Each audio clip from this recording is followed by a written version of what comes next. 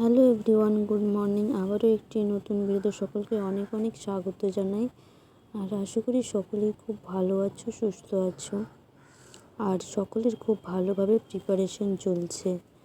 আমার প্রিপারেশন ঠিকঠাকভাবে চলছে না,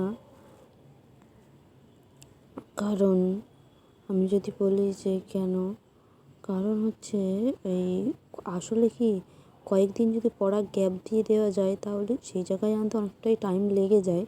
তো আগের থেকে যদিও আমি অনেকটাই নিয়ে এসেছি কাছাকাছি, তো তবুও এখনও আমার ঠিক হয়ে ওঠেনি। তো আরও বেশি বেশি পড়তে হবে, তার জন্য এই পড়াতে হবে না। আসলে কয়েকদিনে ওই কয়েকজন আর কি কেমন যেন বলছিলো তো আমাকে, আর তার মধ্যে কমেন্টেও বলেছিল। আর এমনিতেই তো বাড়ির ওদিক থেকে আমাকে বলেই সকলেই, তো তার জন্য কয়েকদিন থেকে আমার মনটাও খুব খারাপ হয়ে গেছিলো।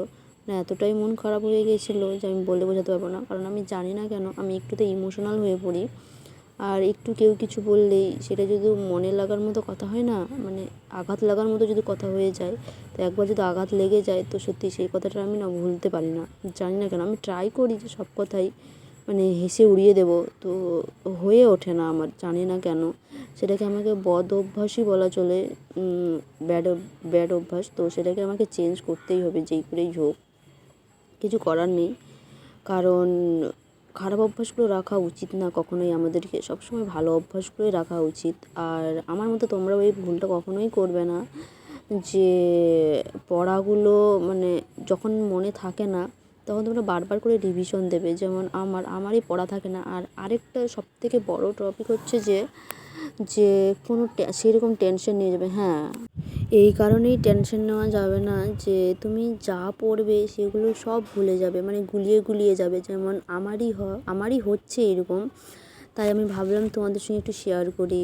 কারণ এমন হয়েছে আমার যে আমি পড়েছি, কিন্তু এমনটা না যে পড়িনি, আমি কিন্তু বারবার করে রিভিশনও দিচ্ছি, সেটাও না। কিন্তু পরীক্ষার সময় পরীক্ষা দিতে গিয়ে এমন মনে হচ্ছে যে আমি যেটা পরীক্ষায় এসছে সেটাই শুধু মনে আসে না, বাকি আমার সব মনে আছে। সামনে কী আছে, পেছনে কী আছে, আমি সব বলে দিতে পারবো, কিন্তু সেটাই বলতে পারছি না। তো এখান থেকে দাঁড়িয়ে আমার একটাই মনে হচ্ছিল যে আমি টেনশন বেশি নিয়ে ফেলছিলাম, লোকের কথা একটু গায়ে মাখাচ্ছিলাম বেশি, আর তার জন্যই আমার এরকম হচ্ছে।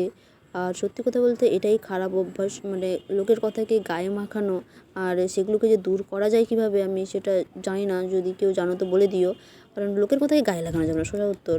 কারণ লোকে তো সবসময় চাইবেই তোমার খারাপ, লোকে কোনোদিনও তোমার ভালো চাইবে না, কেউ তোমার কোনো দিনও ভালো চায় না।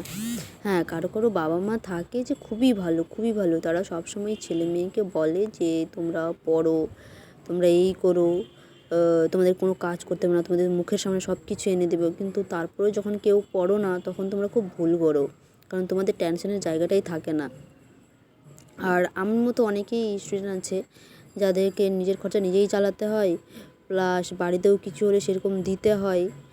আর যেমন আমাকেও নিজের খরচাও চালাতে হয়, প্লাস আমার বোনকে কিছু চাইলে বোনকেও দিতে হয়। কারণ কিছু করার নেই, দিতে হবে। কারণ আমি মনে করি বোনকে ঠিক আমার লাইনে আমাকেই আনতে হবে, কারণ আমার বোনকে আমাকেই আনতে হবে, অন্য কেউ নিশ্চয়ই আমার বোনকে ঠিক করতে পারবে না। এটা আমি সবসময় মনে করি। কারণ বোনের সঙ্গে ঝগড়া হলেও বোন এসে তোমার সঙ্গে কথা বলবে, কিন্তু অন্য কেউ তোমার সঙ্গে কোনোদিনই কথা বলবে না। এতটুকুই আমি পুরো বিশ্বাস করি এই কথাটা। জানি না কেন মাঝে মাঝে আমার সত্যি খুব কষ্ট হয় এইসব ভাবতে ভাবতে, এতটাই কষ্ট হয় যে আমি বলে বোঝাতে পারবো না। তো সত্যি কথা বলতে আমি বড় ভুল করে ফেলি যে এইসব ভাবতেই থাকি।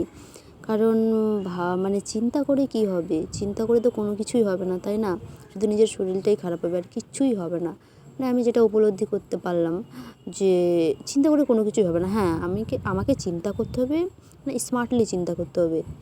ওই চিন্তা করতে যাচ্ছি আমার মতো পড়ার সময় পড়ছি, কিন্তু আবার একটু পরে আবার সেইটাকে বারবার মনে করার চেষ্টাও করছি না, তার পরিবর্তে আমি অন্য কিছু মনে করার চেষ্টা করছি। তো সেরকম হলে হবে না। কারণ একটা পড়া তোমার তখনই মনে থাকবে যখন তুমি পড়ার পরে আবার সেটাকে বারবার মনে করার চেষ্টা করবে। আবার সেই জায়গায় দাঁড়িয়ে তুমি পড়া মুখস্থ করে নিলে, তুমি যখনই পড়লে তখনই বলতে পারছো, কিন্তু আবার যদি পরের দিন হয় পরের দিনই আর বলতে পারছো না, তাহলে হবে না। কারণ যেটা আমার সঙ্গে হচ্ছে, কারণ আমি একটু বেশি টেনশন করে ফেলছি, মানে জানি না কেন টেনশন করতে চাই না কিন্তু চলে আসে। সত্যিই মাঝে মাঝে খুব কান্না পাই, আমি জানি না কেন টেনশন করতে চাই না, তবুও মাথার মধ্যে টেনশন চলে আসে। আর আমি মানে আমরা 2 বোন, তো 2 বোনের মধ্যে মানে বাড়ি থেকে আমরা টাকা নিই না, নিজের টাকাতেই আমরা চলি। এবার বোন টিউশন পড়ায়, আমি তো এইভাবেই কাজ করি। আর বোনকে যা আমি চেষ্টা করি যে বোনকেও কখনো টাকা দেওয়ার, কারণ আমি জানি যে আমি না ছাড়া আমার বোনকে কে টাকা দেবে, কেউ দেবে না। তো সেই জায়গায় দাঁড়িয়ে আমার মাঝে মাঝে একটু টেনশন হয়েই যায়। জানি টেনশন করা উচিতও না, কিন্তু টেনশন করে তো কিছু হবে না। আর তবুও হয়ে যায়, আমি বুঝতে পারি না কেন হয়ে যায়। আর আমি এটাও বুঝতে পারছি যে টেনশনের জন্যই আমার এরকম হচ্ছে। আর তোমাদেরকে বলবো, তোমরা আমার মতো টেনশন করো না, কারণ টেনশন করলে সব কিছুই গুলিয়ে যাবে। তুমি যেটা পড়বে তোমার সেটাও মনে থাকবে না, সেটাও তুমি গুলিয়ে যাবে। তো অতএব টেনশন করা যাবে না। সেটা আমি নিজে অনেকবারই বলেছি, আমি নিজেও ট্রাই করার চেষ্টা করি, কিন্তু কখনো কখনো হয়ে ওঠে, আবার কখনো আবার হয় না। তো তোমরা চেষ্টা করবে তোমাদের জন্য না হয়, কারণ মানুষ তো সব কিছু অভ্যেসেই সব কিছু হয়। এবার আমি অভ্যেস করেছি বলেই আমার এরকম হয়ে গেছে, আমার অভ্যেস করিনি, তো আমার মাথায় চলে এসছে। এবারে এটা বলছে, ওটা বলছে, ব্যাস বাকিটা ইতিহাস হয়ে যায়। কে কী বলে না বলে সেটা আমার মনে লেগে যায়। আর একবার মনে লেগে গেলে সেই কথাটা আমি কিছুতেই ভুলতে পারি না, কোনো দিনও ভুলতে পারি না। আমার মনে হয় যতদিন আমি বেঁচে থাকবো ততদিন সেই কথাটা আমার মনে থাকবে, মানে এইরকম একটা ব্যাপার আর কি।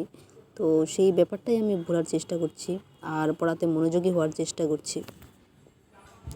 আর আমাকে আরও বেশি বেশি পড়তে হবে, এই পড়াতে হবে না এবার থেকে ভাবছি যে আমাকে, কারণ আমাদের তো রুমে তো আমরা অনেকজনই থাকি। তো তাই আমি ভেবেছি যে যে করেই হোক 4টে কি 3:30-র পরে আমি ঘুম থেকে উঠতেই হবে। ঘুম থেকে উঠলে আমার একটা সুবিধে হবে কি, যে আমি 10টা কি 11টা থেকে পড়ে নেব, টানা পড়বো, টানা পড়ার পর আমি ঘুমিয়ে পড়বো। কারণ তখন তারা তো চিৎকার চেঁচামেচি করবে, আর আমি ঘুমের মধ্যে চিৎকার চেঁচামেচি শুনে নিলাম, অসুবিধে হবে না। তো সেটাই ভেবেছি, এখন সেটাকে অ্যাপ্লাই করতে হবে, বাস্তবে পরিণত করতে হবে। আর আমাদের মাঝে মাঝে তো রাতে ক্লাস হয়, তো সেই ক্লাস হতে হতে মিনিমাম তো আমার 11টা বেজেই যায় ঘুমোতে। তো আমি সেটাই ভেবেছি, আর যদি রাতের ঘুমটাও আমি সত্যিই রাত জেগে পড়তে পারি, কিন্তু আমি পড়ি না রাত জেগে, কারণ শরীর খারাপ হওয়ার খুব ভয় থাকে।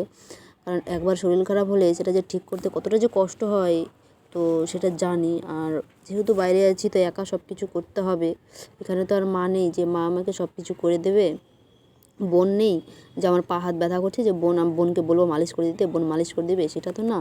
তো সেই জায়গায় দাঁড়িয়ে আমাকেই সব কিছু দেখতে হবে। তো তার জন্যই আমি রাত জেগে, মাঝে মাঝে আমার রাত্রে টেনশনই ঘুম হয় না, কখনো কখনো আমার টেনশন করতে করতেই 12টা বেজে যায়।